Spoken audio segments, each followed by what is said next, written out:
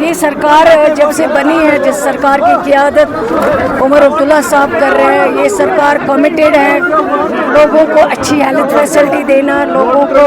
اچھی تعلیم دینا، لوگوں کو اچھا روڈ سٹرکچر دینا، لوگوں کو صاف پانی فراہم کرنا۔ اور یہ سرکار جب سے بنی ہے تب سے ہم یہی کوشش کر رہے ہیں، چاہے میں آپ ہاسپٹلوں کو MRI فراہم کرنے کی بات ہو، کیتھ لیب دینے کی بات ہو، CT اسکین دینے کی بات ہو، ڈاکٹرز کی اویلیبلٹی کی بات ہو، ایجوکیشن میں ٹیچرز دینے کی بات ہو۔ اور مجھے یہ کہتے ہوئے فخر ہو رہا کہ آنریبل چیف منسٹر صاحب نے جو اپنے بجٹ سپیچ میں جو وعدے کیے تھے، جو کمٹمنٹس دی تھی، چاہے وہ ادھمپور کا MRI ہو، چاہے وہ راجوری کا MRI ہو، چاہے وہ دوڑا کی کیتھ لیب ہو، چاہے وہ GMC سری نگر کی کیتھ لیب ہو، چاہے وہ بارہمولہ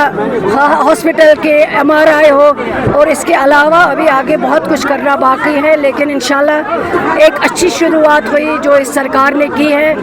آج یہ سرکار کام کر رہی ہے، آگے بڑھ رہی ہے، جس سے ہمارے مخالفوں کو فرسٹریشن آئی ہوئی ہے۔ وہ یہ افواہ ڈالتے ہیں کہ کچھ نہیں ہو رہا، لیکن میں ان کو بولتی ہوں کہ اپنی آنکھیں کھولیں اور دیکھیں کہ اس سرکار کے اس ایک سال کے دور میں جس سرکار کی قیادت عمر عبداللہ صاحب کر رہے ہیں، اس سرکار میں کتنی ڈیولپمنٹ ہوئی ہے، کتنی ترقی ہوئی ہے۔ اور انشاءاللہ 5 سال کے لیے لوگوں نے ووٹ دیا ہے، اس کے آگے بھی انشاءاللہ لوگ اسی جماعت، اسی جھنڈے، اسی لیڈر پہ انشاءاللہ بھروسہ کریں گے۔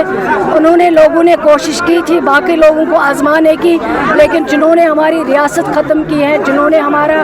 اسپیشل سٹیٹس ختم کیا ہے، جنہوں نے ہمارے زمینوں کا حق ہم پہ ختم کیا ہے، نوکری ہم سے چھین لی ہے، سب کچھ چھینا ہے، ہمارا وقار چھینا ہے، لوگ اب ان پہ بھروسہ کرنے والے نہیں ہیں۔ جنہوں نے دودھ ٹافی کی بات ہے، جنہوں نے بینک میں اسکینڈل کیے ہیں، جنہوں نے نوجوانوں کو پیلٹ گن یہاں پہ پھینکے، جنہوں نے پیلٹ گن کو کشمیر میں انٹروڈیوس کروایا، لوگ ان پہ اب آگے بھروسہ نہیں کرنے والے ہیں۔ قسمتی ہے کیونکہ جب یہ جموں کشمیر میں، اگر کشمیر میں ہم بات کریں تو یہاں ہارٹی کلچر ہی ہے جو مین ہے،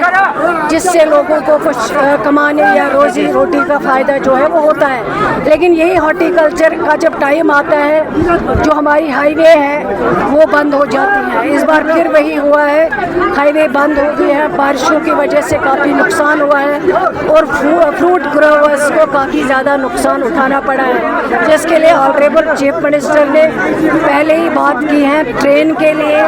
تاکہ ٹرین ملے اور ٹرین سے اپنا فروٹ جو ہے جموں کشمیر تک سے، کشمیر سے باہر جموں تک پہنچا سکے، اس کے آگے ان کو لے سکے۔ تو اس کے لیے آنریبل چیف منسٹر صاحب نے کئی میٹنگز کی ہیں، کوشش کر رہے ہیں، اور انشاءاللہ مجھے امید ہے کہ جو ان کا مسئلہ ہے، اور چیف منسٹر صاحب نے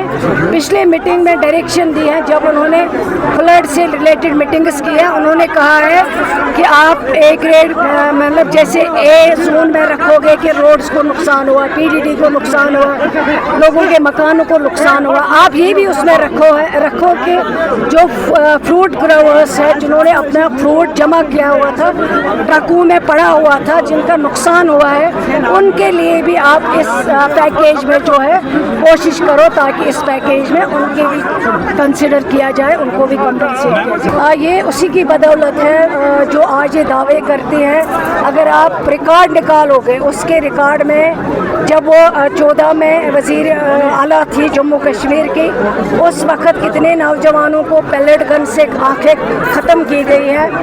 اگر آج انشا شپیان کی جو بچی تھی، جس کو ٹوٹلی بلائنڈ کیا گیا تھا، جس کی آنکھیں چھینی گئی ہیں، پیلٹ گن اگر کسی نے انٹروڈیوس کیا وہ اسی نے کیا ہے۔ اگر کالے قانون جو یہاں لگے ہوئے ہیں آج تک، وہ ان کے باپ مرحوم مفتی محمد سعید صاحب نے جب وہ ہوم منسٹر تھے، ہندوستان نے آج تک کسی پہ بھروسہ نہیں کیا ہے، کسی مسلمان کو ہوم منسٹر نہیں بنایا ہے۔ وہ واحد شخصیت تھے مفتی محمد سعید صاحب، جو ابھی تک ہندوستان کے ہوم منسٹر بنے ہیں، اور اس ہوم منسٹر کے دوران جو بھی کالے قانون ہے جموں کشمیر میں، وہ مفتی صاحب کی دین ہے، ان کی بیٹی کی دین ہے۔ آج اگر ہم مصیبت جھیل رہے ہیں، ہمارے پاور کم ہوئے، لوگوں کے مشکلات حل نہیں کر سکتے ہیں، اس کی دین، اس کی وجہ اگر کوئی ہے، وہ PDP کی لیڈر ہے اور PDP کی جماعت ہے۔